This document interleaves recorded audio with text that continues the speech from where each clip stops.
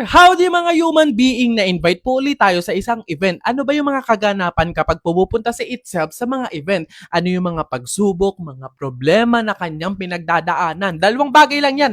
It's either wala akong masakyan or walang mag-aayos sa akin. Gaya ngayon, bukas na yung event. Hanggang ngayon, 10:30 na ng gabi, wala pa akong mahanap na makeup artist. Grabe naman. Bahala na, samahan niyo ako ngayong araw na to.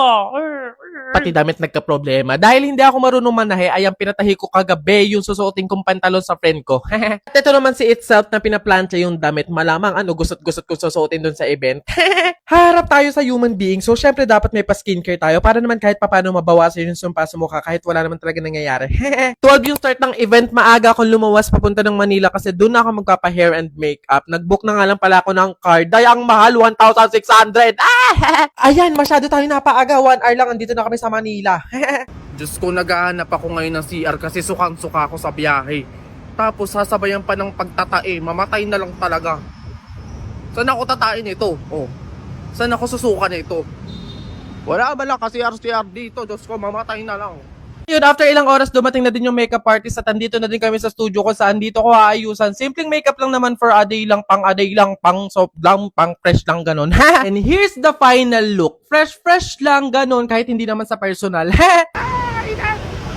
Ayan na, panindigan mo yung makeup mo tsaka yung suot mo ngayong tag-init Ayan, ito na talaga. On the way na kami sa event sa Taguig Market. Nag-book na nga lang pala ulit ako ng car. Grabe, 300. Mamatay na lang talaga sa gastos. Ang exciting part sa buhay ko, ang pakain. Ayan, so nagkaroon muna kami ng lunch kasama ang agency. Sila yung kumuha sa amin sa Nesty Commercial. Thank you po. After nun, ayan, dumiretso na kami dito sa mismong event, Nesty event to, kung saan may iba't ibang booth, maglalaro ka ng iba't ibang games, at mananalo ka ng iba't ibang mga prizes. Ganun siya. Laki ng Nesty, kaya ko kayang tunggain yan. Malamang, sanay ako sa Nesty commercial Then ayan, pumunta lang si Itself sa may LED kasi pinapalabas pa ulit-ulit yung commercial namin. Ay, kabog, ito talaga. Dahil tuwan-tuwa ko, nakita ko yung sarili ko. Feeling ko kasi naka-billboard na ako, kahit tarpaulin naman talaga siya. Sana binigay nyo na lang sa akin, no? Yung pinapakilala ko nga pala sa inyo, ang tatay ko sa commercial, si Daddy Robbie. Halata mo mag-ama kasi talagang sayaw kami ng sayaw na parang ewan dyan. Ayan, dito ko na-amaze kasi first time ko lang. Ito yung pa-tote bag nila pero ikaw mismo yung magde-design. Nilagay ko lang yung name ko na Kenko, iba't ibang stickers, emoji, and kahit ano pa. Hindi ko alam kung ano tawag dito. Basta pag dinikit nila dito yung tote bag, ayan na, okay na. Para siyang printer, ganun. Kalagitaan ng event, pumunta muna ako sa CR kasi binura ko na yung makeup ko. Napakainit, barag-barag na siya. Hindi na siya maintindihan. Hulas na parang ewan. Nagkaroon lang ng konting shoot din. Ayan na, umuwi na ako. At dahil mahal ang pabook ng mga sasakyan na yan, Diyos ko, aabutin na naman ako ng 2,000. Mamulubi na lang talaga. Nag-DIY commute na lang ako. Dito na lang ako dadaan papunta sa bahay namin sa Cavite, sa PTEX. Yun lang yun. Hindi ko alam kung ano kakalabasan ng short vlog na to. Gusto ko lang talaga mag-vlog din. Ayun na yun. Thank you sa panonood. Send and receive good vibes. See you on my next video content. Sorry naman mga people, no? So sabi sa mga comment, kailangan gawan ko daw ng part 2, ulitin ko daw. Ha? Ay, oo nga.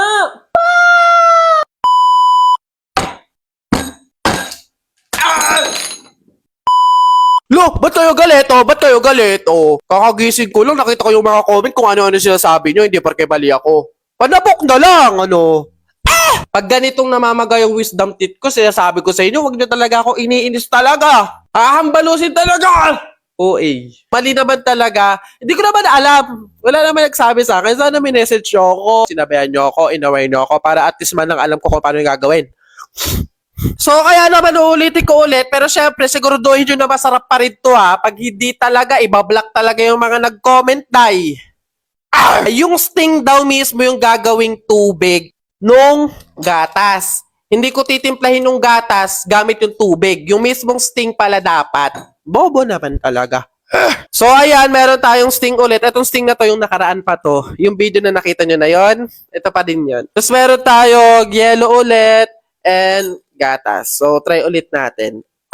Mabilisan lang naman to. So, Burr Brand. Wala na, natapon-tapon na. Ang tagal naman. Sinama nyo ako. Minusgahan nyo ako. Kung ano-ano pinagkasabi nyo sa comment. 1,000 plus yun Pag ito hindi pa din masarap kahit tama na yung gagawin ko, ipapakulap. O ayan na, hindi ko na siya lalagyan ng tubig. Hindi ko na siya titimplahan ng tubig. Yung sting mismo ang gagawing pangtimpla nito. Tignan natin. Kita nyo? Ang baboy, hindi aesthetic. Nakita nyo naman yan. Haluin natin. Hindi naman natin uubusin. Kasi pangit din naman yung lasa. Tapos, lagyan natin ng yellow. Alam nyo, feeling ko, nararamdaman ko, magiging proud kayo sa akin. Kasi parang natama ko yung pagkakamali ko. Ang gaan. Sa pakaramdam. Pag eto, hindi pa rin masarap, pahiya kayo ngayon. Moment of truth! Taste test! Di pa pala ako nakain. Nakaikamata. Wala pa palang laman yung chan ko, tapos mag-i-sting ako. At least Bear Brand. May Bear Brand. So parang tibay lakas. Let's take a sip. Ay, oo nga! Masarap! Para pa rin siyang Dutch meal. Masarap nga. Ay, ang bobo, strawberry nga pala talaga to. Kaya pala ano. Sa unang video sinasabi ko, para siya strawberry. Strawberry pala talaga yung sting. Hindi kasi nagbabasa, babe. Lasa siyang Dutch meal. Alam mo yung mga frap or frappe sa coffee shop? Ganon. Nagsama-samang prutas na binlender mo. Ganon, para siyang shake. Tama kayo! Sarap! Masarap. I-try ko daw tong sting na may Bear Brand.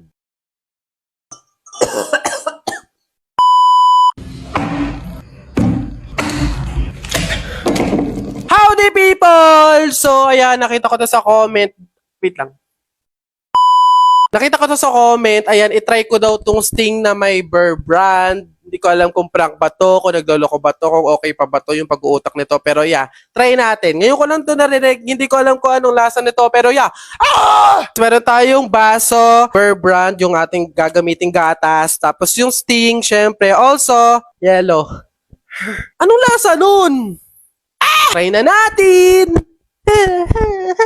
Hot water, pangtunaw nung ano natin, gatas. Again, hindi to brand collaboration or sponsor, pero bakit naman? Next, yung Bear Brand naman, or yung gatas natin gagamitin. Siyempre, haluin! Hindi ko talaga ma-imagine, Ngayon, iniisip ko ano magiging lasa niya. Wala talaga, hindi ko siya ma-imagine. Sino nag-isip nito? Usap kami. Hoy, bakla, hinahamon. Tunahin na natin yung sting. Alam niyo mga people, ito lang yung first time na iinom ako nito. Sting, Bekenemen. Hindi ko alam kung kagano kadami. Kung lahat ba to or babawas lang ba ako.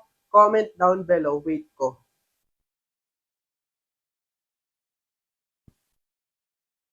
Siguro mga hanggang dito. Basta. Huwag kayong makialam. Okay.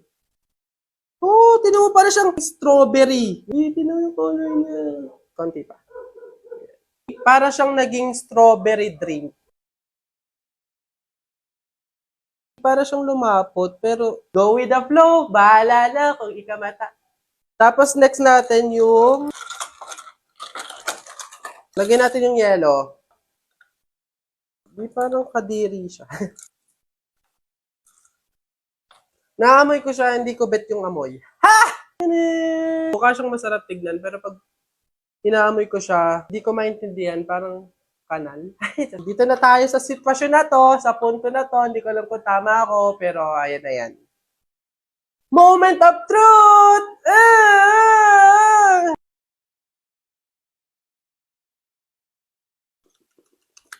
Parang panis na gatas. Nakakaubo? Tama ba ako? Inubo pa siya, Day. Tingnan mo. Pabaligtad ko na, baka laway conscious ka eh. Papakita mo sa video, malaman kung anong lasa. Pangit, parang ano, panis, no? Basta kayo na lang mag-try. Try nyo na lang. Baka sa inyo masarap. Ganon. Baka ako maarte lang ako. Ganon. Try nyo na lang din.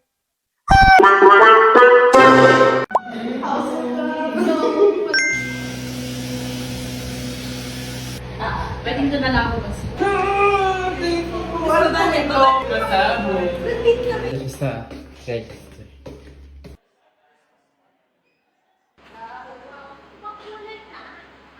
9 minutes left. Let's go. Gifts and food. Nasty Bottomless Karaoke 2026! I love it a lot.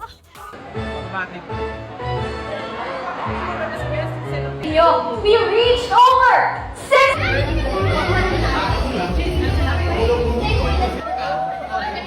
Guys, clear the set, please.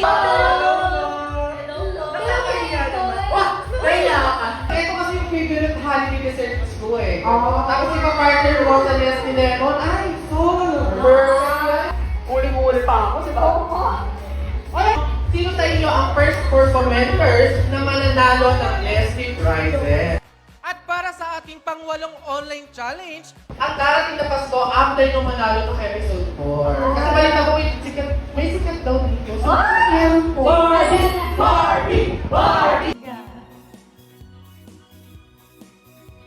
yung bahay nakinig at panoorin mo muli ang performance ng ating pangatlong scene. Abangan nyo ang paglabas ng highlighted praise at i-comment na agad. Malay nyo, kayo na ang next leader ng ating online challenge. Ikaw ang pangarap hanggang ngayon. Hindi lang para sa lahat, pamilya. Here are the winners of the last year's Nestle Bottomless Karaoke Pia and Jinsen!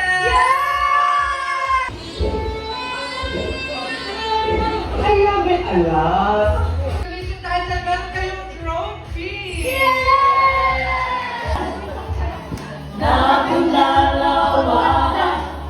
Alright! Again, congratulations at ito na!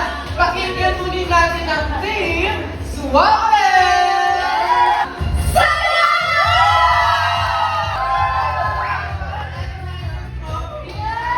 Ayan! Ang isa pa daw. Isa pa daw. Eton! Nessie Bottomless Karaoke! Sulit ang kagayaan pang bottleneck ang serving, kaya perfect na event this holiday season.